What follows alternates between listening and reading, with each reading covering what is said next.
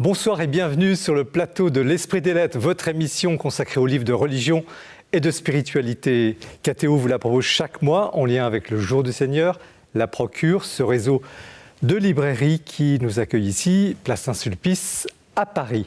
Nous terminons cette saison en beauté avec des auteurs prestigieux, des livres passionnants qui vont nous emmener sur un terrain, nous faire parler de politique. Politique, restez bien avec nous. Nous n'allons pas faire de politique politicienne.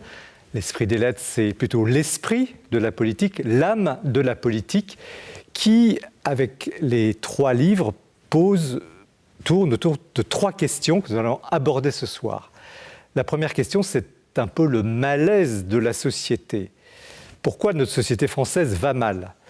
La deuxième question, c'est l'écologie. Qu'est-ce donc que l'écologie ? Et puis la troisième question, c'est l'anarchie. Oui, l'anarchie. 3 thèmes absolument différents, mais qui recoupent justement la question politique dans son sens le plus noble. Raïm Corsia, bonsoir. Bonsoir. Est-ce que l'on doit vous présenter ? Vous êtes grand rabbin de France, à savoir la plus haute autorité religieuse du judaïsme français. Vous avez été élu à ce poste en 2014 et vous accomplissez un second mandat dans cette fonction. Vous avez été aumônier en chef de l'armée, vous êtes aumônier de Polytechnique, vous êtes un homme de foi, mais aussi un homme d'action qui ne craint pas se positionner à la frontière du champ politique et du champ religieux. On vous voit donc beaucoup dans les médias, mais vous écrivez également et vous arrivez avec ce livre, couverture très particulière, on en parlera tout à l'heure, Comme l'espérance est violente, chez Flammarion, qui est votre dernier essai, où vous méditez justement sur l'évolution de cette société française que vous estimez en dépression collective, c'est vos mots. Mais c'est un livre anti-morosité, un livre stimulant, un livre plein d'espérance. Fabrice Adjadj, bonsoir. Bonsoir. On ne vous présente pas non plus, téléspectateurs. Vous êtes un fidèle de l'Esprit des Lettres, écrivain, dramaturge, metteur en scène, philosophe, essayiste, romancier, directeur de l'Institut Philanthropos en Suisse. Vous êtes aussi converti, vous êtes ouvertement catholique, vous êtes père de famille nombreuse. Vous êtes l'un des intellectuels de ce monde chrétien, l'un des plus remarqués de sa génération, il faut le dire. Et vous revenez avec un essai très original, percutant, à contre-courant, intitulé « Écologie tragique », avec un sous-titre étrange, « Le taureau par les cornes ». Vous allez nous expliquer tout ça. C'est publié chez MAM. Une lecture qui permet de regarder ou de contempler autrement la nature, qui est aussi la création, vous insistez, où l'homme n'est pas vraiment un étranger, mais peut-être un paysan locataire. Donc c'est un ouvrage exigeant, mais absolument passionnant. Jérôme Alexandre, bonsoir. Vous étiez déjà venu sur ce plateau pour un essai sur Tertullien il y a quelques années. Vous êtes docteur en théologie, professeur à la faculté du Collège des Bernardins. Vous avez aussi mené une carrière de fonctionnaire dans le domaine de la culture, où vous avez beaucoup œuvré. Et vous êtes un spécialiste des pères latins de l'Église, donc je parlais de Tertullien à l'instant, mais vous avez approfondi la question de l'incarnation, mais aussi la question de la création artistique. Et puis, il y a une autre dimension dans votre recherche qui est la politique. Alors, ça transparaît dans ce dernier livre qui s'intitule « Le christianisme est un anarchisme ». C'est publié dans la petite encyclopédie critique chez Textuel. Et là, vous allez très loin parce que vous dégagez des convergences entre christianisme et anarchisme, des analogies de méthode, jusqu'à considérer que l'anarchisme pourrait être une forme politique chrétienne. C'est presque la politique la plus originaire, on pourrait dire, du christianisme, selon vous. Alors c'est un livre choc, un peu un pavé dans la mare, un livre débat. Donc vous voyez 3 livres, comme souvent très différents, mais qui honorent justement, en cette fin de saison, avant l'été, l'intérêt de cette émission, l'Esprit des Lettres, que nous commençons comme chaque mois avec un petit tour dans les rayons. Nous retrouvons Mathilde Mailleux qui nous présente l'actualité du libraire. L'actualité du livre religieux en cette fin d'année, en ce début d'été, eh bien, je l'ai voulu à la fois variée, intelligente, j'espère, avec le premier ouvrage en tous les cas, mais aussi profondément spirituelle, vous allez le découvrir, et puis aussi une nouveauté des romans, car j'ai eu envie de vous embarquer en littérature. Tout d'abord, 15 portraits philosophiques du Christ, c'est écrit par Bernard Potier, qui est un théologien et un philosophe, qui publie aux éditions jésuites eh bien, ce très beau parcours d'abord en philosophie, 15 auteurs, 15 grands philosophes, vous reconnaîtrez Pascal, Spinoza, Bergson, Teilhard de Chardin, mais aussi Kierkegaard ou encore Hegel, qui s'interrogent tous sur le Christ. Quelle est leur vision du Christ? Ont-ils un jugement positif, négatif? Plein d'autres questions encore parsèment en fait cet ouvrage et nous invitent nous aussi à suivre ces parcours en philosophie, à la suite du Christ toujours, un ouvrage extrêmement intéressant, enrichissant surtout, et spirituellement qui nous fait avancer encore et encore. Une émulation de sainteté à présent par Yann Vagneux, prêtre des Missions étrangères de Paris, qui publie aux éditions des Clés de Brouwer un magnifique ouvrage qui est un magnifique hommage aussi à l'Inde, ce pays qu'il aime tant et qu'il habite depuis plus de 20 ans à Bénarès. C'est un témoignage très fort, c'est celui d'un prêtre des missions étrangères, comme je vous le disais. C'est aussi un parcours de prêtre, un prêtre qui est tombé en amour de ce pays, un pays qui le rend plus riche de sa propre tradition religieuse, un homme qui est profondément reconnaissant aussi à cette population indienne, elle-même extrêmement croyante. Eh bien, ce dialogue incessant, spirituel, immensément, Yann Vagneux a voulu le retranscrire à travers ce magnifique ouvrage. C'est un ouvrage aussi qui nous fait grandir en spiritualité, mais en humanité aussi beaucoup, où le regard compte et l'écoute également. Prière de respirer à présent par Nicolas Pelletier qui publie aux éditions du Cerf un livre qui tombe fort à propos en ce début d'été, 30 exercices pour enfin sortir la tête hors de l'eau. C'est un beau programme, à la fois un livre pratique, un livre aussi éminemment spirituel qui fonde complètement une méthodologie, rassurez-vous, très simple mais de bonne aloi, sur la spiritualité chrétienne. Père du désert, père de l'Église, grand auteur de spiritualité chrétienne, parcourt tout ce livre à la fois livre, outils, méthode, exercice, un livre qui fait du bien et qui recentre. Et puis voilà la sélection des romans, tout d'abord avec une toute jeune auteure, 25 ans, qui publie un premier roman magnifique, tout en épure, tout en humanité, qui retrace la vie d'une famille protestante. Les grands-parents, les parents et les enfants, ce sont les enfants qui parlent, des dialogues magnifiques, c'est très simple. Tout étant dans la nudité et dans la finesse de la relation, une famille traversée par la Bible qui fonde leur foi protestante. Il s'agit de Ceux qui appartiennent au jour aux éditions de Minuit. Daniele Mancarelli, La Maison des Regards, publié aux éditions du Globe, magnifique roman aussi également. Daniele est un jeune homme de 25 ans très tourmenté, qui est tombé dans la drogue et l'alcool, qui veut en finir avec sa vie.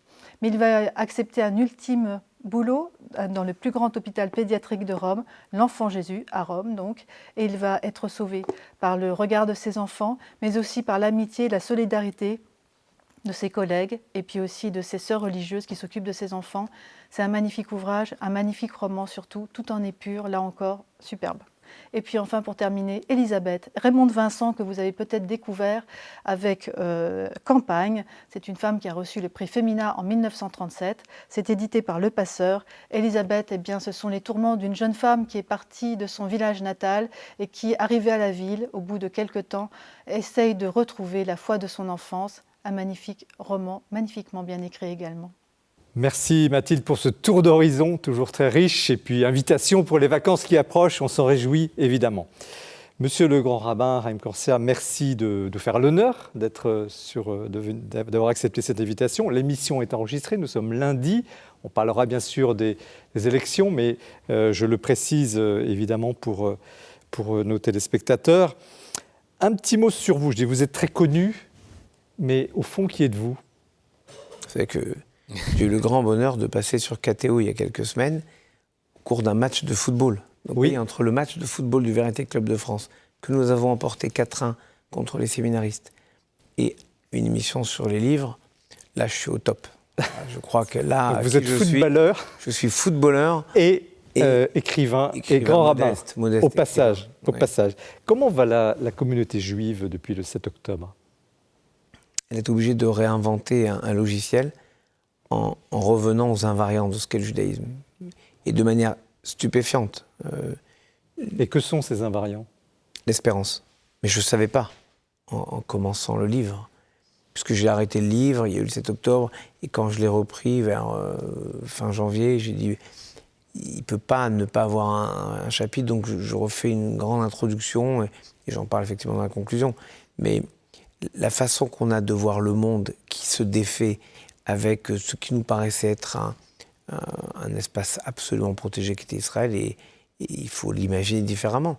Et au fond, il n'y a que la fraternité, donc l'espérance, parce que l'espérance, ça peut être que partagé. Il n'y a que la fraternité qui va nous sauver, tous collectivement. Et donc, les gens pensent que j'ai écrit le livre il y a 3 jours. En l'occurrence, le titre, L'espérance est violente. Oui, ça vient de Apollinaire. J'ai toujours une passion pour Apollinaire qui a toujours su dire les choses, peut-être parce qu'il avait cet amour de la France comme une langue et une culture choisie, et non pas comme une évidence.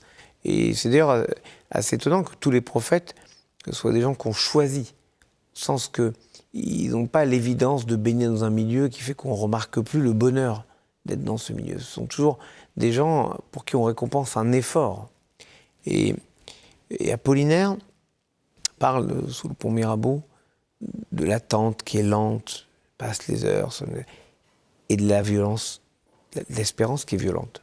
L'attente est lente, et l'espérance est violente. C'est quasi prophétique, parce que nous, dans le judaïsme, il y a un chant qui dit « Ani ma'amin, je crois avec une foi absolue que le Messie viendra. » Et s'il tarde, je l'attendrai, mais il viendra. Mais comment se fait-il que l'espérance soit violente?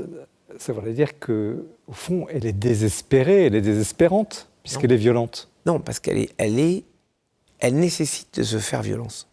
Si vous voulez, je ne veux pas rentrer dans un débat théologique avec mes voisins qui sont beaucoup plus versés. On y viendra tout à l'heure. Voilà. Mais la grâce dans le judaïsme, c'est jamais un arbitraire de Dieu. Pour Paul, c'est un arbitraire de Dieu. C'est Dieu qui choisit Paul, point. C'est comme ça lui tombe dessus littéralement sur la route de Damas, point. Dans le judaïsme, la grâce, c'est toujours le résultat d'un effort de l'homme. Il y a un effort spirituel, intellectuel chez Abraham.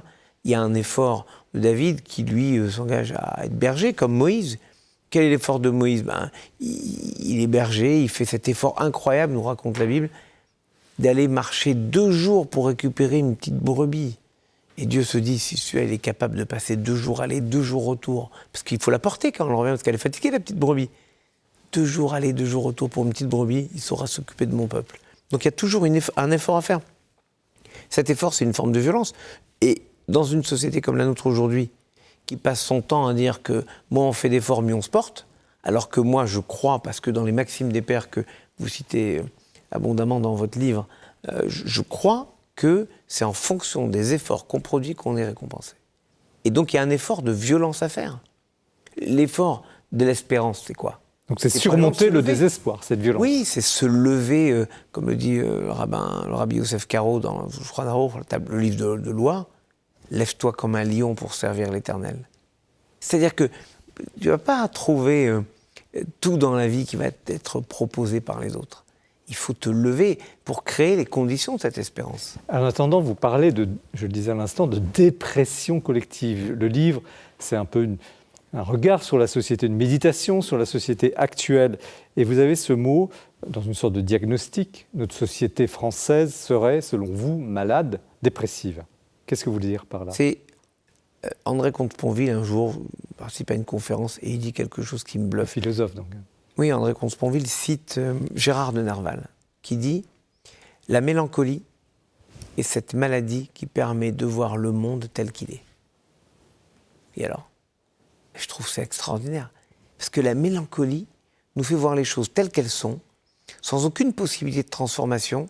Et donc, si les choses sont comme elles sont, elles vont rester comme elles sont. Et là, le résultat sera catastrophique, donc il n'y a plus rien à faire. Ça s'oppose à l'espérance. Ben voilà. Donc la réponse à ça, à cette mélancolie, c'est l'espérance. Globalement, le schéma est le suivant. Les Hébreux sont devant la mer Rouge. Il y a la mer, c'est infranchissable. Les Égyptiens arrivent avec 600 chars, c'est cuit. Ben voilà, objectivement, la mélancolie qui permet de voir le monde tel qu'il est dit on est cuit. Et d'ailleurs, une partie du peuple va dire bon, on meurt, on se jette dans l'eau, on se noie. Une partie va dire on veut rentrer en Égypte, une partie va mourir, bon, bref. Et Moïse leur dit n'ayez pas peur. C'est dans l'Exode, chapitre 14, verset 13. Moïse dit au peuple, n'ayez pas peur, restez. Regardez la délivrance que l'Éternel vous apportera. Car tout ce que vous avez vu en Égypte, vous ne le verrez plus. L'Éternel combattra pour vous, et vous, taisez-vous. Au sens que, il va y avoir quelque chose, cette espérance va vous transformer, va transformer le monde autour de vous, et donc les données objectives issues de la mélancolie, vous allez les dépasser. Donc l'espérance, c'est pas juste une façon irénique de voir le monde, ça va aller mieux, et pim, on se prend quand même le mur dans la tête. Non, non. C'est une façon de transformer le monde par la capacité qu'on a à nous transformer nous-mêmes, et donc à changer une chose dans le monde, un point d'équilibre. Quelle serait la différence entre l'espérance juive, de la tradition juive, et l'espérance chrétienne? Je vous dis, de mon point de vue, il y a toujours un acte de l'homme. Il n'y a pas d'arbitraire de Dieu pour nous, c'est impossible. Et j'allais presque dire, c'est une sorte de bras de fer entre l'homme et Dieu, puisque les mêmes maximes des pères disent, l'homme, le sage décrète et l'Éternel exécute. Avec une phrase merveilleuse dans les maximes des pères. Fais de sa volonté ta volonté, afin qu'il fasse de ta volonté sa volonté. Donc en fait, c'est comme un dialogue permanent. C'est comme si Dieu nous disait, testez-moi, mais osez espérer. Si vous n'espérez pas, comment voulez que je réponde à vos prières? C'est la fameuse histoire juive. Un rabbin doit raconter une histoire juive. Allez-y. C'est le gars qui prie depuis 10 ans, tous les matins, au mur à Jérusalem. Il dit à Dieu, mon Dieu, fais-moi gagner au loto. Et un jour, au bout de 10 ans, une voix sort du mur et lui dit, mon fils, je veux bien te faire gagner. Mais joue au moins, prends un billet. En fait, on est comme ça. On voudrait réussir à voir les choses sans faire l'effort au moins de jouer. Et qu'est-ce que c'est jouer avec Dieu? C'est espérer. Mon Dieu, je m'abstrais des données objectives du monde pour me dire, oui, tu peux ouvrir la mer Rouge. Alors, chacun a des mers rouges qui se sont ouvertes devant lui de manière incroyable. Alors vous pouvez dire, c'est les aléas de la vie, le hasard, vous pouvez le dire. Moi, j'empêche personne de le dire. Mais c'est parfois une sorte d'écho à notre volonté, c'est-à-dire à notre espérance. Je crois malgré tout. Alors, entendu, mais beaucoup de gens dans notre société française désespèrent pour des raisons objectives, mais aussi peut-être pour certains, on en parlera tout à l'heure avec Jérôme Alexandre notamment, d'un manque de foi. Alors ils vont dire très bien, monsieur le chrétien, très bien, monsieur le grand rabbin, très bien, mais moi je ne crois pas. Alors je ne crois pas, c'est foutu. Qu'est-ce que vous leur dites? Je dis ok, je ne vais pas les forcer à croire, ni trouver des arguments magiques pour les forcer à croire. Mais l'espérance sécrète en nous quelque chose qui nous permet au moins d'espérer. Et au fond, c'est où on se place. Le judaïsme se place toujours dans le futur. Toujours. Toujours. Jamais dans le présent. D'ailleurs, il n'y a même pas de verbe « être » au présent en hébreu. Ça n'existe pas. On l'exprime comment? Ani, je. Point. Il n'y a pas. Donc, soit parce que. Regardez, il n'y a pas de présent. Là, maintenant, c'est à 15 secondes ou 5 secondes ou 2 dixièmes de seconde. Mais donc, c'est passé. Et il n'y a que le passé et le futur. Regardez ce que dit Tristan Bernard. Je le cite un moment parce que ça m'a toujours bouleversé. Il se fait arrêter avec sa famille pendant la guerre. Et il dit à sa famille, qui est défaite, ils sont arrêtés. Il leur dit, jusqu'à maintenant, on vivait dans la peur d'être arrêté. Ben maintenant, on va vivre dans l'espérance d'être libéré. Et je crois que c'est plus fun de vivre dans l'espérance, même si la réalité des faits est que nous sommes arrêtés, on va vivre dans l'espérance. Et donc, cette projection dans le futur nous permet même de vivre les moments présents de manière plus sereine, en tout cas plus positive. Sans naïveté. Sans naïveté. Jamais naïveté, évidemment, parce que la réalité, c'est qu'ils sont arrêtés. Mais il y a toujours cette possibilité de se projeter dans le futur. D'ailleurs, vous connaissez le fils d'Abraham. Le fils d'Abraham s'appelle Isaac. En hébreu, c'est Yitzhak. Ça ne veut pas dire il rit, c'est il rira. C'est au futur. Son nom veut dire il rira. Alors, aidez-nous, non pas à rire, mais peut-être à sourire ou à allons-y, d'espérer, dans le contexte actuel, on ne peut pas entrer dans les questions très politiques parce qu'elles ne sont pas tranchées, on ne sait pas ce qui va se passer exactement, mais en tout cas, il y a des évolutions qui sont assez précises, en tout cas dans les sondages. Qu'est-ce que les politiques, vous les connaissez bien, vous êtes dans votre fonction au contact régulier, d'ailleurs, de quels que soient les gouvernements, la question n'est pas d'être de droite et de gauche. Qu'est-ce que les politiques ont fait, ont mal fait, peuvent faire pour aider justement cette société dépressive à aller un peu moins mal ou un peu mieux? Globalement, je dirais que ce qu'ils n'ont pas fait, c'est valoriser la réalité de la parole. Et je crois que nos concitoyens, moi le premier, on a envie d'avoir une parole qui dit les choses réellement, qui dit et qui fait ce que dit la Bible, Baruch Omer Ve'oseh. Source de bénédiction soit celui qui dit et qui fait. Mais quand la parole est dévalorisée, vous dites, vous promettez, vous faites et vous ne faites pas, ça pose un problème de crédibilité. Et donc quand vous perdez la confiance, c'est 0%. Il n'y a pas, il y a que dans les sondages, vous avez 32, 38, 35, 23, 58, non rien. C'est 100% de confiance ou 0% de confiance. On voit bien à quel point la parole des politiques n'est plus audible. Et la parole de beaucoup dans la société n'est plus audible. Je ne dis pas que ma parole est audible.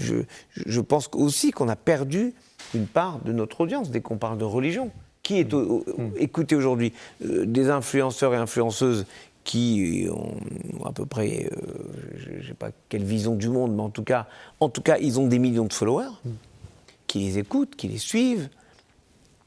Moi, je peux faire un livre, mais enfin, je me rappelle, mon livre précédent, ça m'a fait hurler de rire, en même temps, ça m'avait énervé. Il était bien parti, il faut dire que j'ai un sens du timing horrible, puisqu'il est sorti 15 jours avant le confinement. Bon, c'est pas grave. Mais j'étais tout fier, parce que la première semaine, j'étais 2e des ventes après Thermomix. Évidemment qu'ils veulent que je fasse contre Thermomix. J'ai rien contre, ils vont hurler parce que j'ai dit leur nom, mais enfin bon. Mais sans vous parler des gommettes de je sais pas quoi. Donc, il y a des autorités, dont les religions, qui ont perdu en termes d'audience. C'est un peu ce que vous dites dans votre livre, où l'Église doit retrouver ses invariants à s'occuper des pauvres, des faibles, c'est-à-dire à ne pas forcément... On va y venir tout à l'heure. Mais au fond, c'est une dernière question avant de donner la parole à nos invités. Est-ce que c'est pas trop tard? C'est jamais trop tard. Parce que votre livre, au fond, c'est tout ça. On ne peut pas en parler, il faut que les gens le lisent. Mais pourquoi c'est pas trop tard? Mais parce qu'il n'y a jamais une façon d'être trop tard. Mon maître disait une chose merveilleuse. Aussi loin que tu sois de Dieu, fais juste demi-tour et tu es déjà face à lui. Alors. Oui, on peut être à quelques pas du gouffre, mais on est toujours à quelques pas du gouffre. Les Hébreux étaient en Égypte, Midrash, qui est un commentaire allégorique du texte, dit ils étaient à la 49e marche d'impureté. Et 3 mois après, ils sortent d'Égypte.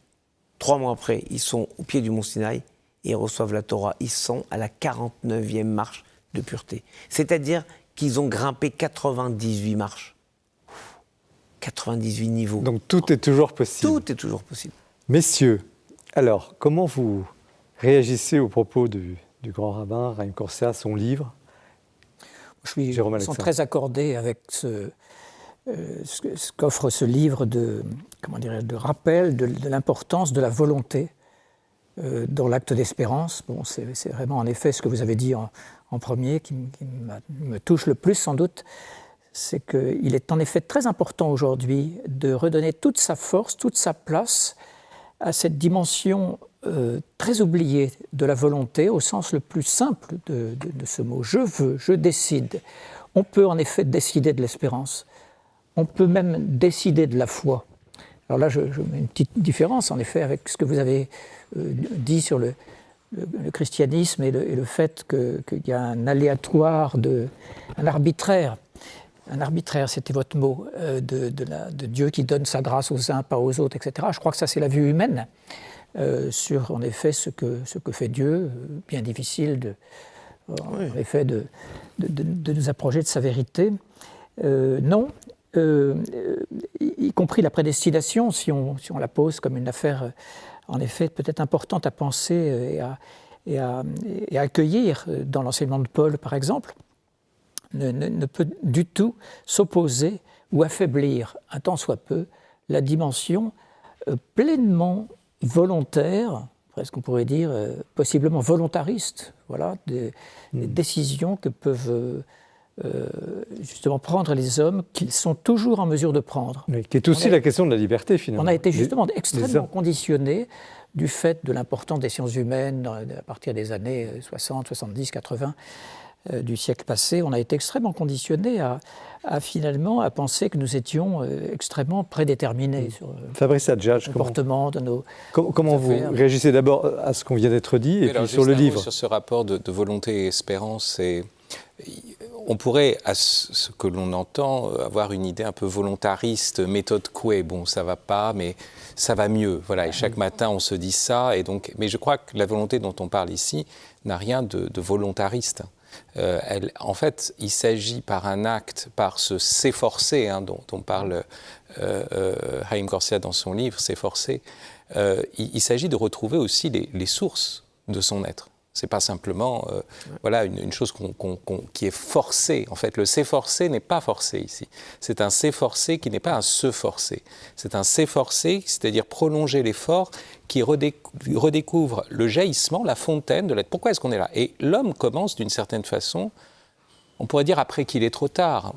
La grâce est pour des condamnés. On a parlé de Moïse qui est entre la mer fermée et l'armée de Pharaon derrière, mais dès le départ, cette histoire de Moïse est complètement folle. Il faut imaginer, on tue les enfants, on les jette au fleuve, et voilà qu'il y en a un qui naît alors que la mère a déjà d'autres enfants. Elle pourrait s'arrêter là, elle a Myriam et Aaron, elle a quand même un enfant, et il se trouve que cet enfant qui était voué à la mort, que le futur programmé voué à la mort, et il devait disparaître, cet enfant devient le fils adoptif de la fille du directeur du camp de concentration, d'une certaine façon. Et c'est lui qui va devenir le libérateur d'Israël. Ça, c'est l'inimaginable, l'inanticipable, et c'est ça qui a derrière ce que disait le grand rabbin à propos du futur, que moi j'appellerais plutôt l'avenir. Vous savez, il y a cette distinction que fait Jacques Derrida entre futur et avenir, où il dit le futur, c'est ce qui sera à partir de ce qui est. C'est nos projections, nos anticipations. Et ça, oui, bon, c'est pas toujours très reluisant. On en parlera sur l'écologie, en l'occurrence. Mais l'avenir, c'est ce qui sera à partir de ce qui sera. Et les Juifs traduisent Exode 3.14, parce que c'est un verbe à l'imperfectif, ils traduisent « je serai qui je serai ». Et non pas « je suis celui qui est » ou « je suis qui je suis ». Et donc c'est toujours cette primauté de l'avenir, et l'homme fait irruption dans le cycle de la nature pour ouvrir. Alors on en parlera tout à l'heure. Maintenant, je vous arrête un petit peu, parce qu'on est dans un pays quand même très laïque, la France. Alors messieurs les théologiens, je vous inclus, monsieur le grand rabbin, qu'avez-vous à dire? Quelle est votre pertinence à parler dans cette société? Je rejoins un petit peu ce que j'ai dit tout à l'heure, mais plus généralement, est-ce que les religieux ont leur mot à dire, leur parole à donner à cette société qui n'en veut peut-être pas, dans le champ justement laïque, dans les limites de la laïcité, où on ne veut pas justement en France que les religieux aillent trop loin dans le champ politique? Non, pardon, vraiment. Le principe de la laïcité, c'est la liberté de pratique religieuse. L'expression est libre. On n'impose à personne de nous entendre, mais on ne peut pas nous interdire de parler. Sur, par exemple, le débat essentiel pour moi sur la fin de vie. Je n'ai jamais voulu que tout le monde se plie à nos dictates. Et d'ailleurs, je peux vous dire, nous nous sommes mis d'accord avec les autres chefs des religions, de manière à ne pas parler d'une seule voix, pour ne pas donner le sentiment qu'il y avait un front des religions. D'abord parce qu'entre nous, nous ne sommes pas d'accord. Et deuxièmement, si par malheur, on avait l'idée de faire un front des religions, il y aurait tout de suite des gens qui se lèveraient en disant quel scandale que les religions s'arrogent une primature dans la société. Nous, on ne parle pas. Vous remarquerez que ni moi, ni par exemple Monseigneur Pierre d'Ornelas, qui est l'évêque de Rennes et qui est un grand spécialiste de cette question, on ne donne pas d'arguments théologiques. On parle à la société dans la langue de la société. Jérôme Alexandre? Oui, je partage tout à fait cet avis, absolument. Je crois le prêtre, le rabbin dans le forum public. Pardon? Le prêtre, le rabbin, oui. l'imam dans le forum public. Il ne s'agit jamais d'endoctriner ou de et faire... l'athée. Et l'athée. Oui, et l'athée, d'ailleurs, oui, tout à fait. Mais, tout à fait. Oui, je ne comprends pas pourquoi on serait qualifié de religieux d'abord, comme si c'était une catégorisation qui nous mettait à part. Moi, je parle en tant qu'homme, avec tout ce que j'ai reçu en tant qu'homme. Mais surtout, j'essaye de prendre la parole au sens noble du terme. Et ce que disait tout à l'heure à propos de cette crise de la parole qu'il y avait dans le monde politique, et puis il a tout de suite parlé des influenceurs, mais cette disparition de la parole au profit du signal qui doit produire un comportement automatique. C'est ça ce que produit le monde numérique, un monde profondément pulsionnel, un monde où on a des slogans, où on doit faire le buzz, où il faut que la chose se propage comme un virus. Hein, voilà. Donc, sans le recueillement de la parole. Donc, moi, ma distinction, elle est la suivante. Est-ce que cette parole est recueillie ? Et ceux qui recueillent la parole à partir d'une écoute de la parole qui vient d'une longue tradition, quelle qu'elle soit, ils essayent de prendre la parole comme des auditeurs de la parole et comme des répondants de la parole. Et puis il y a ceux qui sont dans une logique de la com, c'est-à-dire un signal, comme la pub, un signal qui doit déclencher un comportement automatique, le diktat, etc. Donc pour moi, la ligne de partage, elle est là. Alors, est-ce que c'est recueilli ou pas ? Alors, oui. Sur ça, je trouve très, très juste, c'est que, en plus, nous, quand on propose une parole, elle est posée sur la table, vous n'êtes pas d'accord, critiquez-la. Exactement. Mais répondez à mes arguments. Mes arguments, ce ne sont pas des arguments théologiques, des arguments sociologiques, des arguments humains. Pourquoi ? Parce que moi, je ne vous dis pas, je me fonde sur la Bible qui a 3300 ans. Je vous dis, j'ai 3300 ans d'expérience de l'humain. Les chrétiens ont 2000 ans d'expérience de l'humain, les musulmans ont... Alors, j'ai justement une question, la dernière de ce plateau, ce qui passe trop vite. Je sens que l'émission défile, c'est trop intéressant. Je la pose en un mot. Que font les religions ? Je la pose à tous les trois, et s'il vous plaît, répondez en quelques mots, si possible. Que peuvent faire les religions vecteurs de paix quand le rapport de force prend le dessus dans la société ? Quand c'est quasiment la violence ou une expression violente des positions des extrêmes. De mon point de vue, c'est simple. Elles doivent revenir à ce qu'on appellerait dans le monde de l'entreprise le cœur de métier. Et le cœur de métier, c'est la fraternité. N'oublie pas que Adam, il n'y a même pas Adam et Ève, Adam est le premier pour dire que tous les autres, vous, moi, chacun, chacune dans le monde, on a des origines communes, nous sommes les mêmes. On est peut-être différents, mais nous sommes les mêmes. Donc si on revient au cœur du cœur de ce que sont nos messages, quels qu'ils soient, on arrivera à comprendre que c'est ridicule de se bagarrer. Fabrice Adjadj ? Bon, on entre dans... La question, c'est comment est-ce qu'on désamorce un rapport de force ? Et on entre dans le rapport de force parce qu'on n'a pas su voir, découvrir la beauté d'un visage. Et donc, un des problèmes de ça, c'est précisément le désespoir. Ce qui fait le lien entre tout ce que nous avons écrit, c'est le fait que nous sommes dans une époque extrême où il faut une espérance qui dépasse les simples espoirs progressistes modernes qui se sont effondrés pour refonder le politique, pour que les gens aient à nouveau confiance dans la possibilité d'une parole. Et comme le disait Chaim Corsia, nous, on propose une parole, on ne l'impose pas, et nous, ce qu'on attend, c'est des espaces, et c'est ça le cœur du politique, où l'on peut discuter ensemble. C'est ça l'enjeu. Jérôme Alexandre ? Oui, je crois que les religions n'ont pas à intervenir dans le débat public quand il se fait difficile, violent, trop marqué d'idéologie, par exemple, en apportant du religieux, mais bien de l'humain, avec en effet l'épaisseur d'une mémoire qui peut être extrêmement ancienne, et que le religieux, le spirituel viennent nourrir, en fait. Et voilà, c'est l'humain qui est important. Donc, en effet, la fraternité. Donc, le chrétien dira l'amour tout de suite. Bon, mais voilà, et donc l'écoute de l'autre. On le trouve chez moi aussi. Oui, non, mais sans doute. Mais le chrétien, il dit ça sans cesse. Voilà. Alors, nous poursuivons ce débat passionnant avec le livre de Fabrice Adjadj. Mais c'est l'heure du coup de cœur, et c'est ce mois-ci Guillaume Vanier qui nous le présente. Nous vivons à une époque de passion. Nous nous passionnons pour la politique, nous nous passionnons pour des artistes, nous nous passionnons même pour des débats à l'intérieur de l'Église.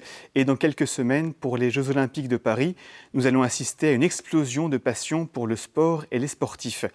Alors pour comprendre cet aspect de la société, Nathalie Sartoulaju nous invite à faire un pas de côté et à explorer avec elle la très belle notion de ferveur.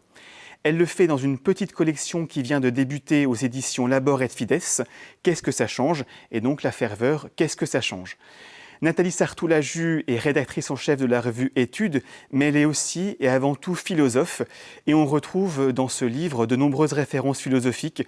On croise Bergson, Nietzsche, Kierkegaard, Paul Ricoeur, et aussi pas mal de références chrétiennes, Saint Bernard de Clairvaux, Thérèse d'Avila, Jean de la Croix.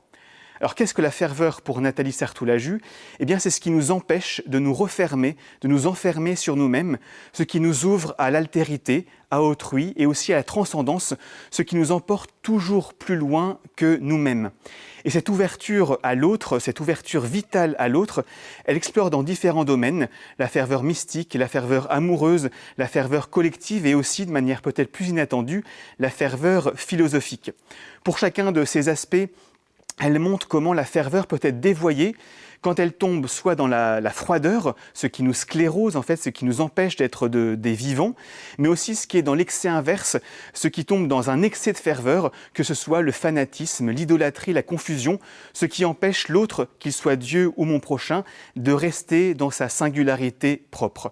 C'est un livre extrêmement vivifiant, un petit livre de 100 pages mais qui fait beaucoup de bien et qui a un style extrêmement ciselé. Nathalie Sartoulaju a le sens des formules et elle nous invite à la fin du livre, dans une très belle formule, à transformer nos âmes en flammes. Eh bien, c'est le vœu que je nous souhaite pour cet été. Merci Guillaume Vanier pour cette présentation, ce coup de cœur. Nous poursuivons cette émission avec le livre de Fabrice Adjadj, Écologie tragique. C'est publié chez MAM. Et en couverture, il y a un taureau. Alors, ce n'est pas le riz et lait, c'est un taureau. Et en sous-titre, il y a le taureau par les cornes. Alors, l'auteur va nous dire ce qu'il en est, évidemment.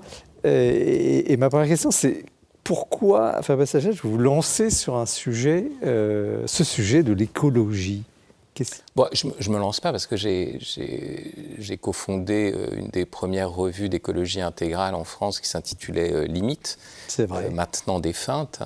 C'est des questions que j'ai longtemps abordées. Cependant, je n'avais jamais fait vraiment de livre concentré sur ce sujet. Et puis, il m'est apparu plusieurs choses. La première, c'était l'espèce de, je ne vais pas appeler ça du néopaganisme parce que c'est quelque chose qui n'arrive même pas à tenir, c'est l'idée qu'on pourrait fonder une écologie uniquement sur l'idée de nature. Il faudrait revenir à l'écosystème. Et alors, on est face à trois problèmes.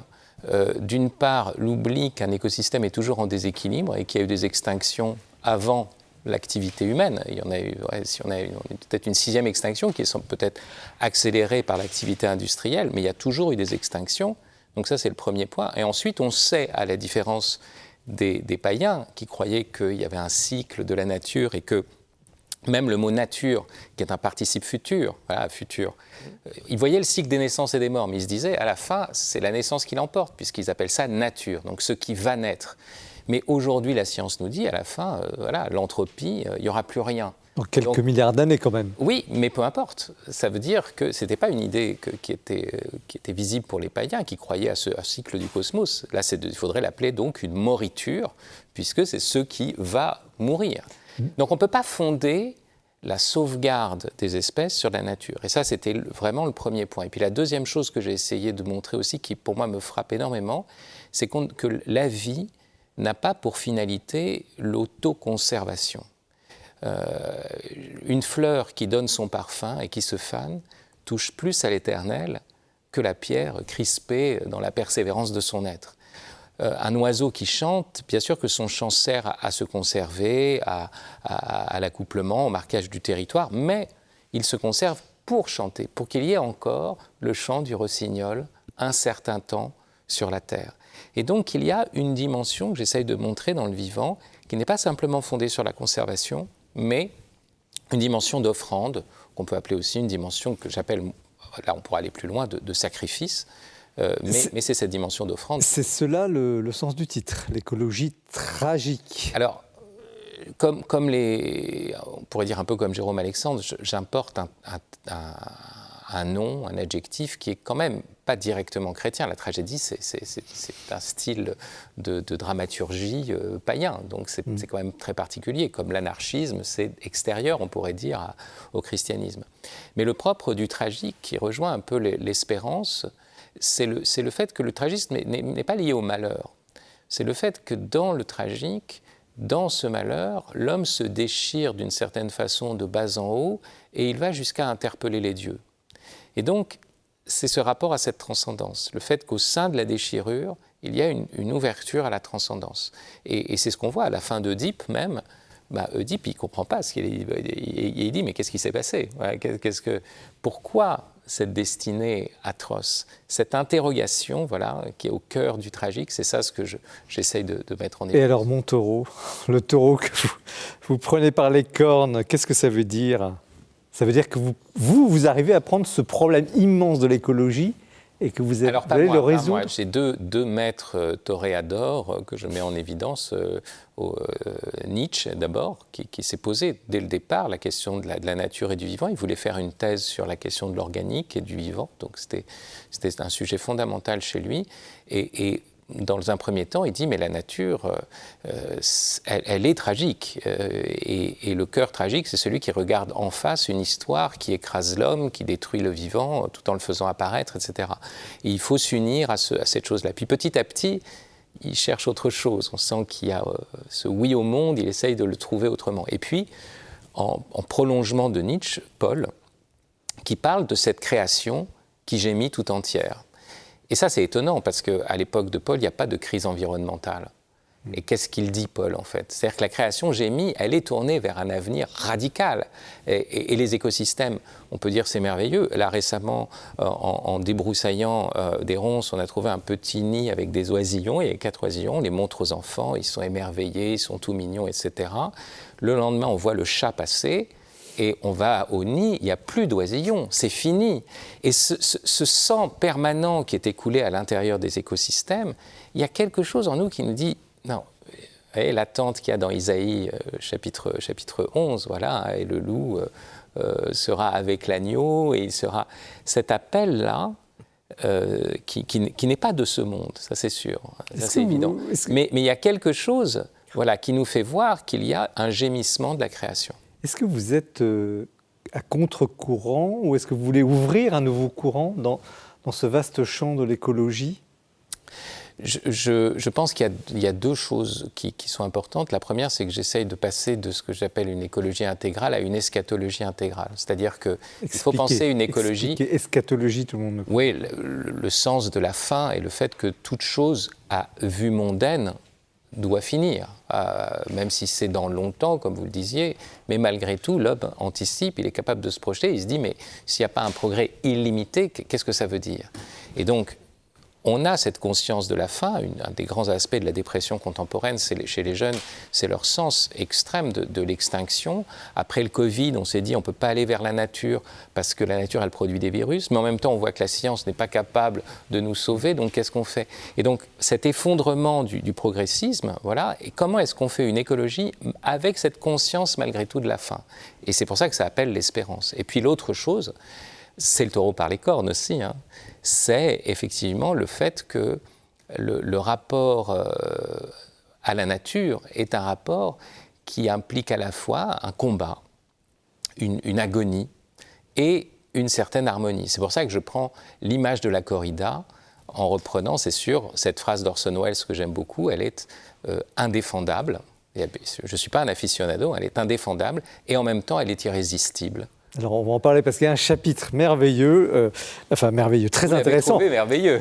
Oui, parce que je ne suis pas spécialement aficionado de la corrida, mais franchement, j'ai mieux compris ce que signifiait la corrida. On va en reparler, mais il y a une chose qui m'a beaucoup frappé, c'est que vous ne parlez quasiment pas de l'encyclique Laudato Si du pape François, où, d'une certaine manière, pour reprendre Paul que vous venez de citer, vous l'opposez le pape qui dit il faut sauver la planète, et puis Saint Paul qui dit de toute façon... Pierre, pardon, oui. C'était d'opposer justement l'encyclique Alors Laudato Si. pourquoi vous parlez si peu du pape François, alors que c'est un sujet... Il a travaillé ce sujet, c'est un livre écrit par vous, Fabrice Adjadj. Oui. Bon, moi je suis pas à proprement parler un théologien ou un commentateur des papes. J'ai écrit un livre qui s'appelle appelait la profondeur des sexes, et je ne cite pas une seule fois, ou quasiment pas, Jean-Paul II et la théologie du corps. Je fais un travail qui est d'abord philosophique, où je lis les textes des Écritures, bien sûr, mais aussi je pars des philosophes.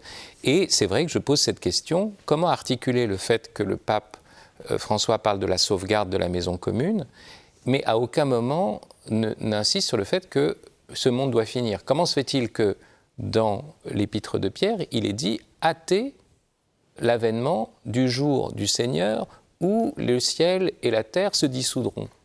Qu'est-ce que ça veut dire?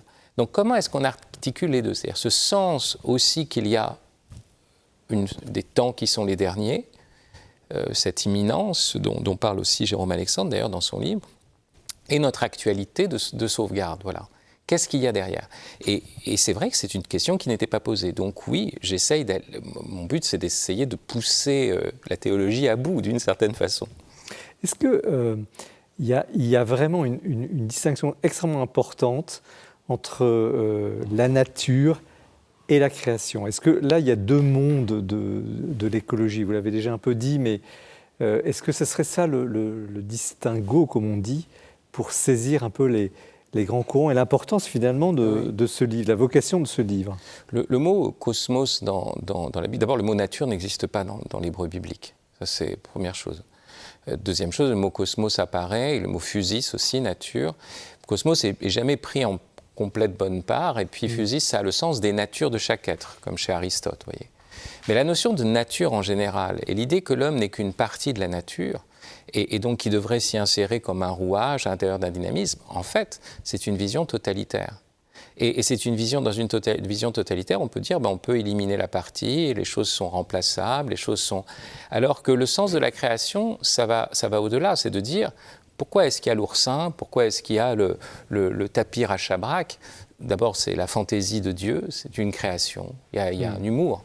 Avant les 10 paroles des 10 commandements, il y a les 10 paroles de la création du monde avec l'autruche, et on se dit, ah oui, donc la loi de Dieu, elle est très fantaisiste, quand même, c'est le même qui a fait les deux. Mais surtout, ça veut dire qu'on peut se tourner vers chaque espèce comme un mystère voulu pour lui-même, même s'il doit périr à un moment donné. Et ça veut dire aussi que tout n'est pas les parties d'un tout, chaque chose n'est pas à s'insérer dans un tout, mais elle a chacune sa relation à quelque chose qui est transcendant et qui sera à jamais, qui est à jamais béni, pourrait-on dire, dans la mémoire des anges et dans la volonté de Dieu. Et quelle est la place de l'homme? Il est modérateur de cette nature, il est organisateur, il est cultivateur, il est régulateur, il est quoi? À l'origine, il est cultivateur et gardien, mais ce qui est très intéressant quand on lit bien les textes, c'est qu'il n'y a pas d'écosystème au départ. Il y a une sorte de justice distributive. Donc on voit le livre de la Genèse, l'homme cultive et garde le jardin, tous les animaux mangent de l'herbe, et donc l'homme et la femme répartissent ces herbes entre les différents animaux. Il n'y a pas un écosystème autonome. De toute façon, après la chute, comme l'homme ne sait plus s'occuper ou s'occupe de lui-même et de son nombril, forcément l'écosystème apparaît comme une sorte de pis-aller. Il faut falloir... Donc, bien sûr, ce n'est pas un texte d'histoire naturelle, la Genèse, mais c'est un texte prophétique qui nous dit, voilà, aujourd'hui, dans la situation où nous sommes, nous devons avoir le souci même des bêtes sauvages, et en fait, ça nous renvoie à cette responsabilité pour la création que Dieu nous a donnée. Il y a un truc qui est complètement fou dans un certain écologisme, qui est de penser que l'homme est le super prédateur et que la nature se porterait mieux sans lui. Alors, leur discours, c'est de dire notre plus haute responsabilité, ce serait de disparaître. Et donc, notre plus haute responsabilité se coïncide avec notre irresponsabilité totale. C'est une aberration. Non. Si nous sommes responsables des espèces, c'est bien que nous nous distinguons et que nous sommes dans le monde sans être complètement du monde et que notre référence vient justement de quelque chose qui est plus fort même que la chronique de l'extinction annoncée. Messieurs, qui commence? Monsieur le rabbin. C'est la chose la plus difficile, d'être là, d'écouter des choses aussi géniales et de ne pas pouvoir intervenir, les contredire. Là, vous pouvez, allez-y, contredisez si vous voulez. C'est vrai que ça a manqué Laudato aussi, parce que moi je crois, et en plus c'est injuste parce que ça a été publié chez MAM, et je crois, la même maison d'édition que la vôtre. Parmi d'autres éditeurs, tout de même. Oui, mais non, la première version chez MAM, et je veux dire pourquoi je m'en souviens très bien, parce que ça avait révolutionné la COP 21, 15 jours avant, où le pape avait repris, et si j'ai bonne mémoire, c'est à la page 52 de la version de Shemam, l'interprétation de la Genèse, chapitre 2, verset 15, c'est pourquoi l'homme travaillera la terre et la conservera. Les Ovda, en hébreu, ou le chambra. Et le pape revenait sur l'interprétation rabbinique qu'on a toujours, mais qui avait été à l'opposé de celle aboutie de la traduction grecque, enfin, de l'hébreu à la Septante, de la Septante à la Vulgate à la langue française, qui avait parlé de domination et d'asservissement, confondant éved, esclave et travail. Et le pape revenait là-dessus. Comme si l'homme était, j'aime bien votre expression, le métayer, c'est-à-dire le paysan. Le quêteur, oui. Voilà, qui est là et qui a cette responsabilité de travailler la terre. Oui, il a travaillé. Et la limite de ce travail, de l'exploitation, c'est pouvoir la conserver. Donc il y a un enjeu, pour moi, de mon point de vue, de conservation. Et d'ailleurs, pourquoi je vous dis qu'il y a un enjeu de conservation? C'est que Noé, qui avait comme job quand même de sauver l'humanité, il a sauvé 8 personnes, hein. Monsieur Noé, Madame Noé, les 3 garçons, Shem, Ham, Yafet, et Madame Shem, Madame Ham, Madame Yafet. 8. Et les animaux, il y avait... on ne sait pas. Non, je sais, c'est marqué dans la Bible. Les animaux permis 7, les animaux interdits 2 couples, etc. Et les végétaux. Donc vous voyez que sauver l'humanité, c'est en fait aussi sauver les végétaux et les animaux. D'où, c'est le seul truc où je n'étais pas trop d'accord. Oui, mais alors, allez-y, Fabrice répondez. Et puis, en donnant la parole à Jérôme Alexandre. 82 dans votre livre, quand vous parlez de l'héroïcité d'une position dominante. Vous voyez, vous parlez de ça, à savoir que l'homme, oui, il a une responsabilité, et j'adore ce que vous avez dit tout à l'heure, on n'est pas un simple rouage, on a une responsabilité. Et donc, si on a cette héroïcité de la position au-dessus, alors on est responsable, et on ne peut pas laisser faire cette sorte d'empirisme. Oui, Fabrice Adjia, je vous répondais, puis après Jérôme Alexandre. Oui, ce qui est intéressant dans l'histoire de Noé, c'est que d'abord, toute chair se corrompt et sur la terre, c'est pour ça qu'il y a le déluge. Mais en fait, quelle est cette corruption? C'est précisément que les espèces passent l'une dans l'autre. On n'est pas dans la fluidité de genre, comme on dirait aujourd'hui, mais dans une fluidité d'espèces. Et les rabbins disent que les hommes couchaient avec des bêtes, et les femmes avec et puis même les femmes avec les fils des dieux. Enfin, voilà, on ne sait pas très bien ce que c'est. Et donc, quand Noé arrive, le déluge, l'eau vient balayer déjà un monde qui est en pleine liquéfaction déjà. Et quand il construit l'arche, il crée des compartiments, des kinim, des nids en hébreu, pour la fécondité. Ouais. Et puis, il le fait sur 3 étages. C'est-à-dire qu'en plus, il y a la hiérarchie verticale et il y a une distinction. Mais l'objection du grand rabbin sur la domination et... Oui, alors, moi, je pense que c'était surtout autour de la question de la conservation. Quel est le sens de la conservation? Ce que je dis, c'est est-ce qu'on donne pour durer ou est-ce qu'on dure pour donner? Est-ce que la conservation est la finalité de toute chose? Si c'était ça, ça veut dire que la finalité, c'est la pétrification. Non.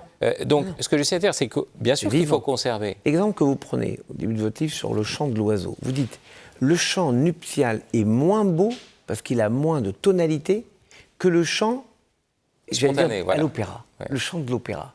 Donc pas un chant pour la reproduction. Mais ça n'empêche pas qu'en sociologie des organisations, on vous répondra, le but premier d'une organisation, c'est la pérennisation de l'organisation. Et donc, il y a aussi cet enjeu de création, parce que sinon, ce serait une forme d'arrogance que vous critiquez d'ailleurs dans votre livre. Oui, bien sûr. De l'homme qui se prend pour le grand prédateur, pour celui qui va faire l'extinction, la véritable, tout avant. Ou pour Dieu le Père, finalement. Oui, pour le Dieu créateur et destructeur. Très bien. Alors, moi, j'aimerais bien entendre Jérôme Alexandre sur le livre, déjà. Ou sur ce débat aussi. Moi, j'ai trouvé ce livre extrêmement original, développant une thèse sur l'écologie tout à fait importante. En réalité, je pense dans le concert des innombrables livres qui sortent sur l'écologie, voilà, on a enfin un livre qui apporte une touche très différente avec cette dimension du tragique.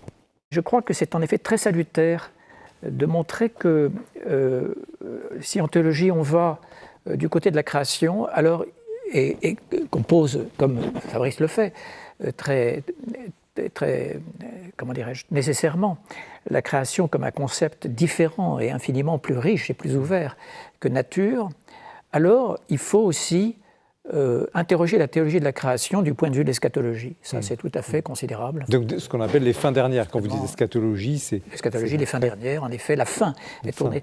On ne peut pas sans doute faire une bonne théologie de la création, c'est ce que je comprends de mieux en mieux, et ce petit essai nous y aide, certainement, sans regarder la création, donc parlons de création et non pas de nature, mais depuis la fin. Oui. Depuis la fin. Alors, la petit nature n'a pas en elle-même son accomplissement. Oui. Petit livre original, vous dites, mais aussi très bien écrit, il faut le dire, parce que c'est du Fabrice Adjage, beaucoup de jeux de mots. C'est aussi un plaisir de lecture. Petite parenthèse, on vous en remercie. Il y a quand même une chose, alors je parlais du chapitre de la corrida, je ne vais pas trop déflorer le sujet, mais qui vaut la lecture. Mais derrière la corrida, il y a le son, il y a la sauvagerie. Il y a cette espèce de drame. Vous avez des expressions de sanglant. Il n'y a pas d'harmonie sans agonie. Enfin, vous insistez beaucoup sur le sacrifice. Alors, là, c'est le bug, parce que dans notre écologie, tout va bien, etc. On est dans le sang-sang. Voilà, le sang. C'est le monde du sang-sang. S-A-N-G. Alors, il y a un livre merveilleux de Marie Balmary. Comment vous... En parlions tout à l'heure. Il y a un livre de Marie Balmary qui s'appelle « Le sacrifice interdit ». Justement, le sacrifice d'Isaac n'existe pas. Quand on dit le sacrifice d'Isaac, il n'y a pas de sacrifice. On peut parler au mieux de la ligature en hébreu. Isaac a été attaché, mais il n'a pas été sacrifié. Donc il y a toujours un sacrifice potentiel de la nature, ce que je comprends. Mais il ne faut pas sacrifier cette nature, au sens que... Ah, mais mais vous avez raison. Moi, je dis que vous avez raison. Je vais même vous dire quelque chose de très secret. Mon prochain livre, c'était prévu sur cette question de la nature, de l'écologie, parce que ça m'agace d'avoir une sorte, vous le dites très bien, de divination de la nature. Et d'ailleurs, vous expliquez qu'en hébreu, c'est le mot teva qui est employé, et c'est le même mot qui désigne l'arche de Noé. Donc, il y a quelque chose aussi à sauver. Parce que donc, s'il y a à sauver, c'est qu'il y a un sacrifice, quelque chose qui doit mourir. Donc, en fait, c'est comme si on nous disait que ce cadeau que Dieu nous fait, parce que s'il y a création, il y a donc un créateur, ce cadeau que Dieu nous fait, on a le devoir de le maintenir vivant en permanence. Oui, mais pourquoi le sang ? C'est presque inaudible aujourd'hui. Oui, non, mais c'est la question la question de la rédemption par le sang, la question eucharistique même à la limite. Alors c'est vrai que c'est du sang qui est donné sous un mode non sanglant. Et que, alors, je trouve quand même l'histoire de Noé, oui, mais Noé, la première chose qu'il fait dès qu'il débarque, c'est de sacrifier des animaux purs, de prendre le bois qui lui a permis de sauver les animaux pour faire un bûcher et faire un holocauste. Donc et c'est la première fois que le mot autel apparaît dans la Bible, c'est au moment de Noé, c'est-à-dire que le même bois de l'arche, donc il y a une sauvegarde, mais cette sauvegarde, c'est pour qu'il y ait aussi cette plus haute manifestation, on pourrait dire, de l'être, enfin sa gloire d'une certaine façon, qui est ce dont vous parliez justement, le risque. L'ouverture, le risque pour la justice, ce dont parle aussi Jérôme Alexandre.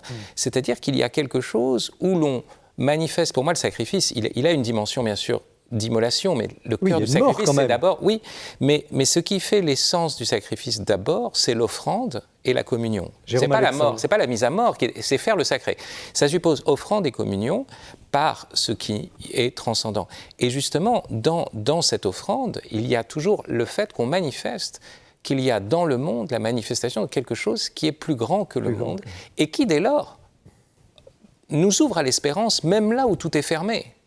C'est ça, le risque que prend. Si je ne veux pas de sang, si j'ai peur que mon enfant meure, je ne fais pas d'enfant. Mais voilà que la mère de Moïse, elle a confiance et elle le fait. En fait, il était fait pour être noyé. Il exprime la surabondance, finalement. Et le mot du couffin de Moïse, c'est aussi l'arche. C'est celui-là. Hein. Et voilà qu'il est sauvé dans cette arche. Et voilà que... Et c'est quoi ça ? Il y a une dimension... Parce que moi, le sacrifice, je ne le mets pas après. Je le mets avant. C'est-à-dire que... Donc ça ne veut pas dire que ce n'est pas la mort d'abord. C'est la dimension profonde d'une vie qui est conçue comme offrande. En fait, prêt à mettre sa vie sur la table. Il y avait un grand joueur d'échecs juif, russe, Mikhail Tal. Joueur d'échecs russe, juif. Voilà, c'est presque tautologie. Voilà. Mais tout ça pour dire qu'il avait cette phrase, il avait un jeu très particulier où il sacrifiait sa reine. Le sacrifice de la reine, c'est un truc, alors ça étourdissait ses adversaires et il arrivait à les battre comme ça. Et il avait cette phrase où il disait « sacrifier d'abord, calculer ensuite ». Et ça ne veut pas dire que le sacrifice est la fin. C'est cette ouverture, justement, où on dit, OK, n'ayez pas peur. On va y aller. Est-ce qu'on ne fait pas ça? Est-ce que vous ne vous rendez pas compte? Attendez, Jérôme Alexandre, le théologien, sur cette question de la contradiction apparente du sang, du sacrifice, du mal dans cette belle création. Ce qui est important dans l'idée de sacrifice, qu'il faut positiver, en effet, il ne faut pas y voir quelque chose de morbide. Enfin, c'est l'offrande, naturellement, et le sang symbolise ô combien l'offrande. Voilà, on pourrait ajouter toute une théologie du martyr sur ce sujet. Alors, nous allons continuer justement avec votre livre, Jérôme Alexandre, sur l'anarchisme, qui est un sujet beaucoup plus politique au sens strict. Mais c'est l'heure du portrait. Alors, c'est Jean-François Rode qu'on a le plaisir de retrouver maintenant. Comme souvent, la parution d'un nouveau livre permet de souligner l'importance d'un auteur. En l'occurrence aujourd'hui, le jésuite Bruno Régent, qui vient de publier « Évangile de guérison », sous-titré « Des chemins de foi » aux éditions jésuites. Bruno Régent a eu beaucoup de missions dans la Compagnie de Jésus, en particulier pour les revues Études et Christus, mais il a toujours eu une activité, une mission d'accompagnateur spirituel de personnes, de retraitants, de groupes bibliques. Et il nous laisse une méthode tout à fait originale pour étudier les textes et les rendre très vivants. Il se met dans la tête et le cœur de chacun des personnages successivement, si bien qu'on peut regarder le texte sous toutes ses facettes.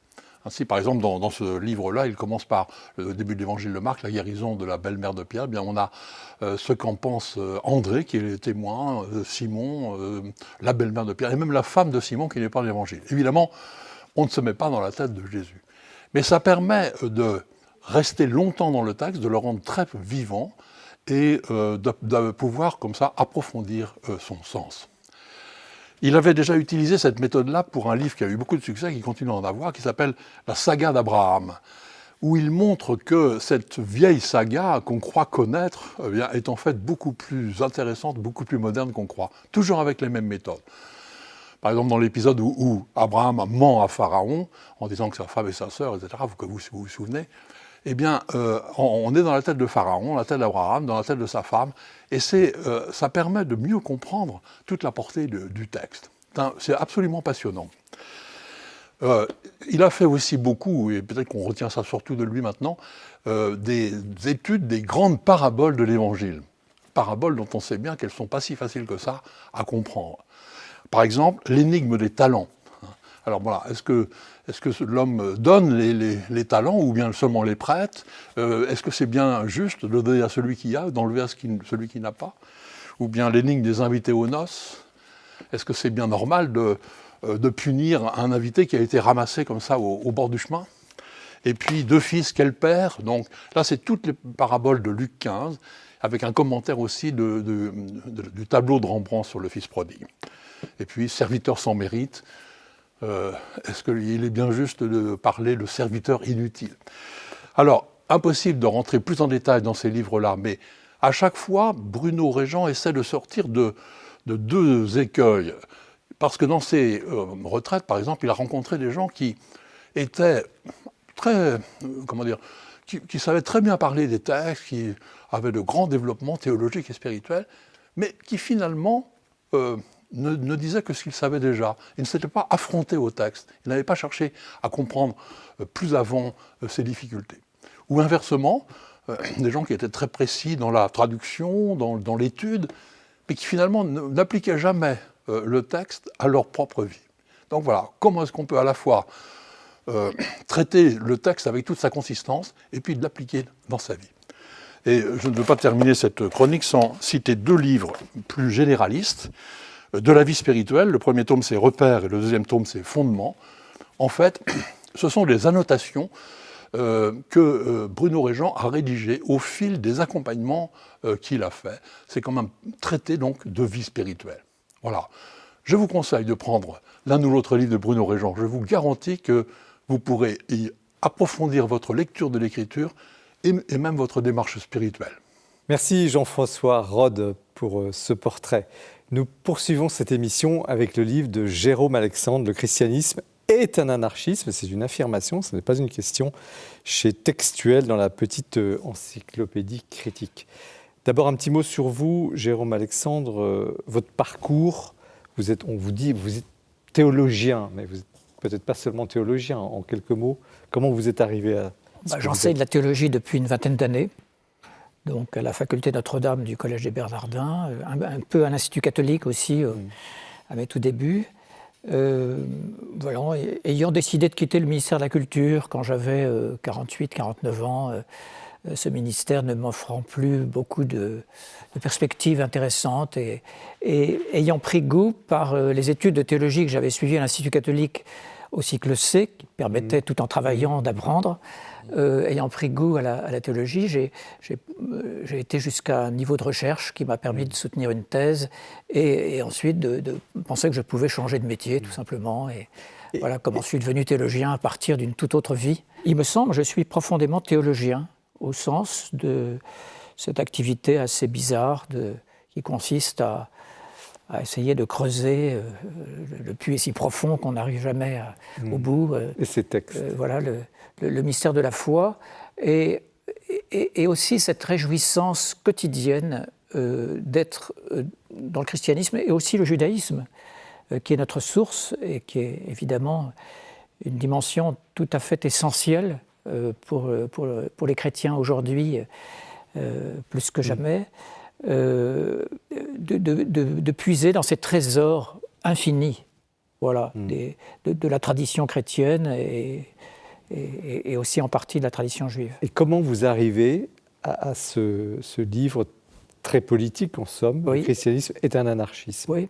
Quel est le chemin? Alors la question politique m'a paru toujours une affaire extrêmement indispensable quand on se dit chrétien, quand on est chrétien. J'ai jamais pensé qu'on puisse tout à fait bien s'en tirer en posant un ordre privé qui serait celui en effet de la foi, quitte en effet à cultiver son intelligence et à la partager avec quelques étudiants, et puis un ordre qui serait la dimension publique. Il y a interférence totale. Et j'ai toujours été très sensible à la dimension politique de l'Évangile, que je considère comme tout à fait évidente, importante. Jusqu'à l'anarchisme. À recueillir. Alors, jusqu'à l'anarchisme, on va y venir. Oui. Et par ailleurs, à un niveau plus personnel, j'ai depuis longtemps une sensibilité anarchiste, dont j'ai compris assez tardivement qu'en fait, elle faisait écho à mon approche de la foi, mon vécu chrétien, tout simplement.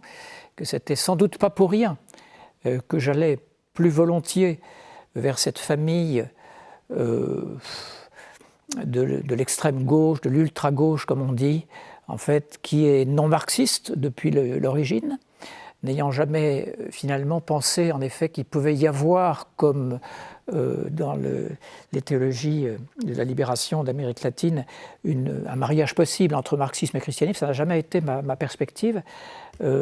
Et voilà que le fait d'avoir tout simplement fait le pas de rencontrer des intellectuels de ce milieu anarchiste, il en existe, et des gens tout à fait intéressants, des philosophes de la question. Là, vous franchissez un autre pas. Alors, vous publiez un livre, donc, Le christianisme est un anarchisme. Alors, qu'est-ce que c'est que l'anarchisme ? Ce pas franchi depuis quelques années m'a fait tout simplement découvrir un auteur que je connaissais de nom, mais que je n'avais jamais lu, qui est Pierre-Joseph Proudhon.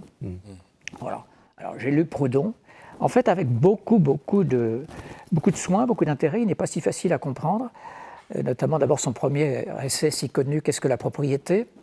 Et puis, un autre grand ouvrage qui a été le déclencheur de ce petit livre, et que je cite plusieurs fois, qui est un ouvrage de la maturité de Proudhon, peu d'années avant qu'il ne meure, en 1860. Il écrit vraiment un livre extrêmement important, en quantité de pages déjà. Il fait sa réédition à la fin des années 80 chez Fayard. On ne trouve plus, depuis, il n'a plus été réédité depuis. Il fait 5 volumes, je ne sais plus, 2 ou 3 000 pages. En fait, c'est tout à fait... Et le titre ? Tout à fait considérable. Ce livre s'appelle « De la justice », écrit avec un grand J, Proudhon mettait toujours une majuscule à justice. C'est le concept absolument essentiel dans sa pensée, de la justice dans la Révolution et dans l'Église. Il fait donc une comparaison en fait entre, au fond, le traitement de la justice dans la Révolution. Il pense à la Révolution française, dont il pense d'ailleurs qu'en fait elle n'a pas vraiment eu lieu, cette révolution. Il est bien plus radical. Alors là, il faut que vous nous expliquiez. Qu'est-ce que l'anarchisme? En quelques mots pour nos c'est Proudhon justement qui se définit le premier comme anarchiste en ayant d'emblée conscience de l'équivoque possible, de l'ambiguïté. Mais qu'est-ce que c'est? Dites-nous, quels sont les grands principes? L'anarchisme, pour Proudhon, c'est l'affirmation qu'il est insupportable de penser une société où il puisse y avoir de la domination sous quelque forme qu'elle soit. Le fameux ni Dieu ni maître. L'anarchisme, c'est le régime de la non-domination. Grande utopie, mais en fait magnifique. Vous reconnaissez le statut d'utopie? Certainement. L'anarchisme est absolument une utopie. Alors, qui n'a jamais existé nulle part d'ailleurs. Est-ce qu'il y a eu des régimes anarchistes totalement anarchistes? On peut tout de même reconnaître dans la Commune de Paris, le peu de temps et dans les circonstances si difficiles qui étaient les siennes, évidemment des tentatives en effet d'une société qui justement appliquait les principes anarchistes au sens d'une recherche conjuguée de la justice, bien sûr, c'est le premier concept essentiel, se déclinant au travers de l'égalité et de la liberté. La liberté qui est au fond aussi le maître mot de l'anarchie, puisque c'est ça qui fait la différence avec le marxisme, par exemple, qui fait passer la communauté avant l'individu, etc. Tout ça bien. La justice, n'est-ce pas, impose l'équité, l'égalité, dit Proudhon, et elle suppose naturellement la liberté. Donc pas de domination. De quelle justice parlerait-on s'il n'y avait pas liberté reconnue? Le fameux ni Dieu ni maître, qui l'a inventé? Alors, le slogan. C'est pas lui. Je crois que c'est en fait une parole assez jolie, mais qui n'est pas. C'est un raccourci quand même de l'anarchisme. Ça vient de Stirner, je crois. C'est un raccourci de l'anarchisme. Non. Alors bon, comme c'est récupéré complètement par l'anarchisme, on peut dire que c'est en effet la maxime anarchiste de référence. Voilà. Alors ni maître, on a compris, mais ni Dieu. Alors comment vous conciliez christianisme et anarchisme? Oui. Alors, je crois que moi je m'en sors de cette explication. Sinon dans le livre, du moins dans une interview que j'ai dû donner il n'y a pas longtemps là-dessus, en expliquant qu'il est évident que le Dieu qui est refusé dans cette maxime n'est évidemment pas le Dieu chrétien. Ça n'a rien à voir, et voilà, le Dieu auquel nous croyons n'est bien sûr pas du tout un Dieu de domination et de contrainte. Il est un Dieu de liberté, justement, et qui appelle la réponse libre de chaque Mais vous ne parlez pas, vous dites le christianisme. Et vous dites le christianisme. Oui. Donc la religion fondée par le Christ. Oui. Et alors vous avez cette définition, et je voulais comprendre exactement ce que vous voulez dire. Vous dites, pour tout théologien chrétien, bon connaisseur de la Bible, il devrait aller de soi que le Christ n'est pas le premier des chrétiens, mais un rabbi juif, interprète, plutôt doué et inspiré de la Torah et des prophètes. Alors, est-il le Fils de Dieu, oui ou non, ou est-il un être historique? Il est tout à fait le Fils de Dieu, mais il y aurait tellement à dire sur cette expression. Voilà. Qu'est-ce qu'elle signifie déjà dans l'Écriture? Comment et dans quel contexte elle a été portée par les premiers chrétiens au moment des premiers conciles, etc. Qu'est-ce que c'est que... Excusez-moi, cette affirmation du Fils de Dieu qui, dans les premiers siècles, reconnaissait plus facilement sa vérité que l'authenticité de sa dimension humaine. Mais est-ce que le christianisme est une illusion? Est-ce que le Fils de Dieu est le Fils de Dieu ou pas? Le Fils de Dieu est le Fils de Dieu, naturellement, disons-le extrêmement nettement. Voilà, c'est une différence avec nos frères juifs, bien sûr, que de reconnaître cette filiation divine de Jésus. Comment conciliez-vous quand j'ai dit que Jésus, le fondateur du christianisme, n'est pas chrétien lui-même et qu'il est plutôt un rabbi juif, je dis d'abord une vérité historique, et surtout, je pointe un déplacement qui a déjà son sens par rapport à l'anarchisme, qui est à prendre étymologiquement justement comme quelque chose qui finalement ne peut reposer sur un fondement.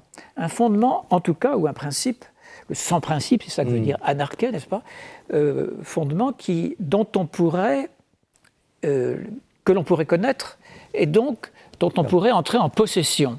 La grande affaire, c'est d'être, dans le christianisme, dépossédé au fond de son principe.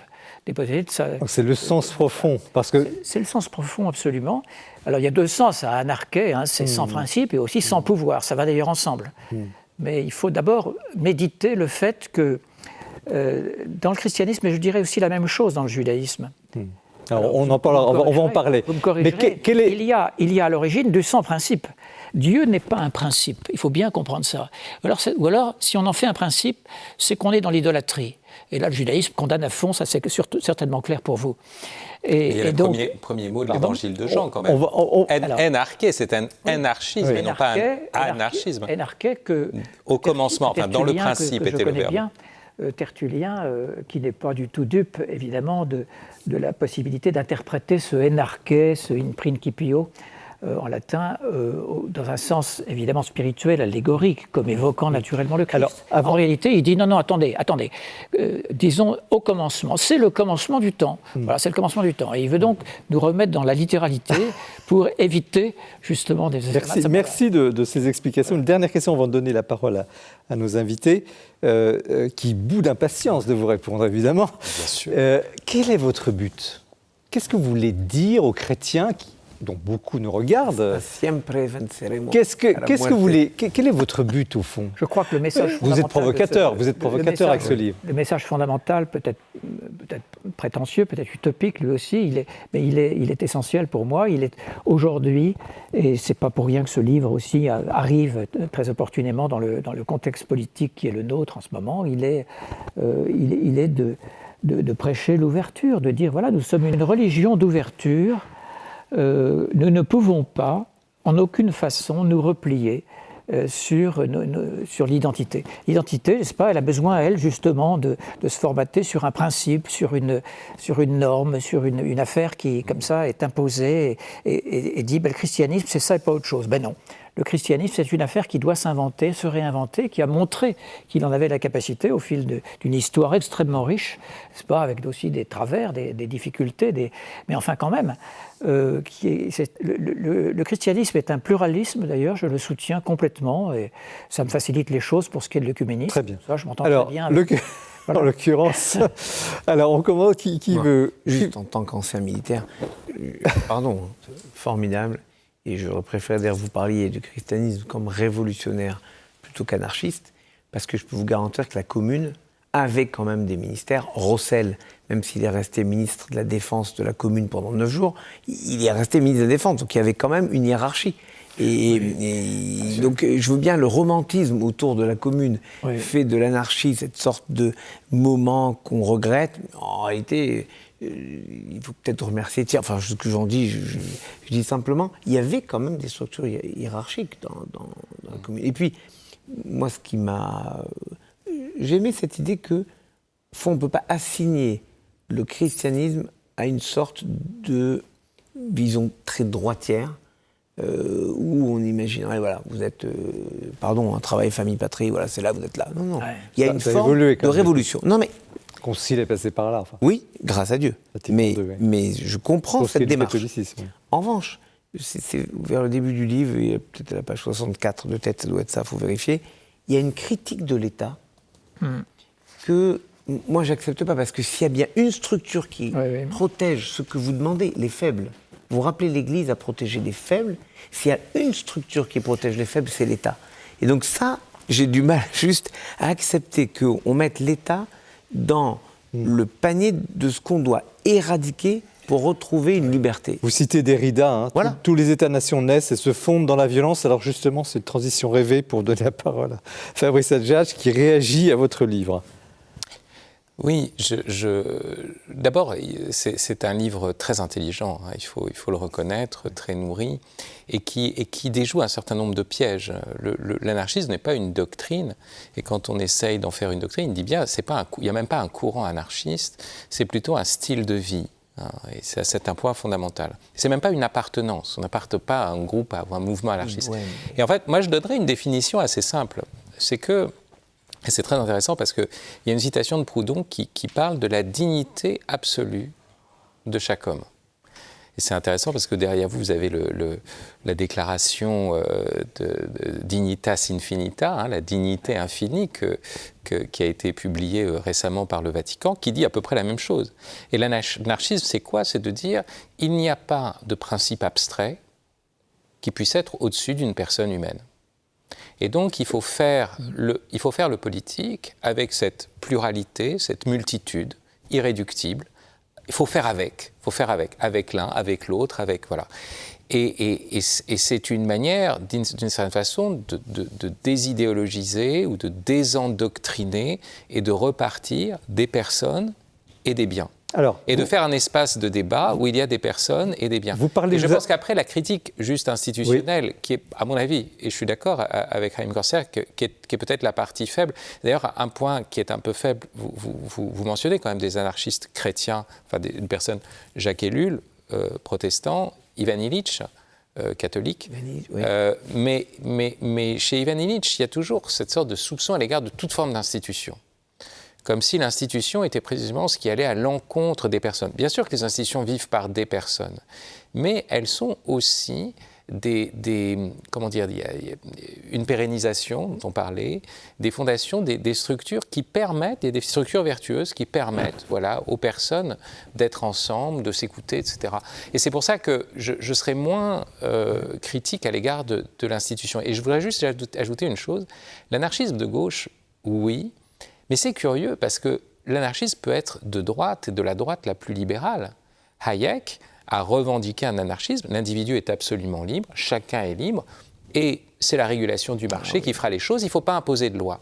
Un anarchisme de droite libérale, c'est assez fondamental. Et c'est pour ça qu'il y a une tension. Pardon, ça ne peut pas coller avec son rêve de protection des faibles. Oui, mais la question de la primauté de la justice dans ce discours sur l'anarchisme est discutable. C'est pour ça que parce que d'abord c'est Proudhon, il a raison, parce qu'en fait Proudhon est plus le penseur de la propriété, et qui dit propriété dit je l'ai mérité, donc tu as droit, la société globalement doit te le protéger, et derrière, il y a vraiment une obsession que moi je trouve très jolie, belle et nécessaire, c'est de rappeler qu'une institution religieuse a comme vocation de protéger les faibles. C'est pour ça que je dis, qui protège les faibles aujourd'hui? C'est un État qui peut dire, on va répartir les moyens financiers, on va donner une primauté à ceux qu'on doit aider en les avantageant de telle ou telle façon, en mettant des aides en place. Bref, c'est l'État.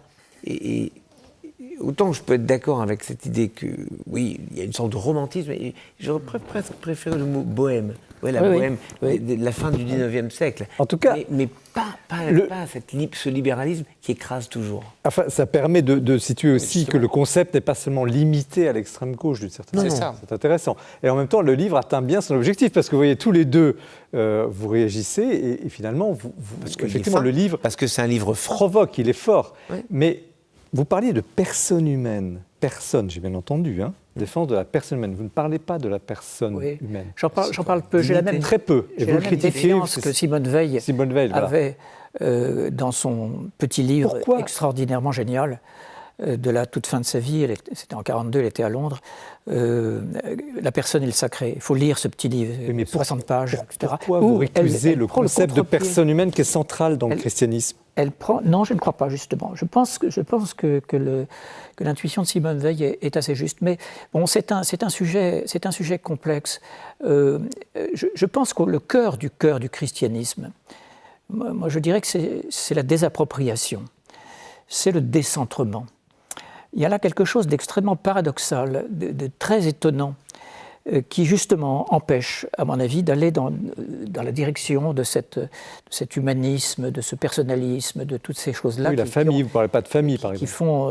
la notion de famille, la famille, vous n'en parlez pas. le mot n'apparaît pas dans le livre. Oui, non, mais ça... L'anarchie est C'est quand même pas un hasard dans l'histoire de l'humanité ou de la création dont on a parlé tout à l'heure. C'est en effet une belle chose, la famille, sûrement.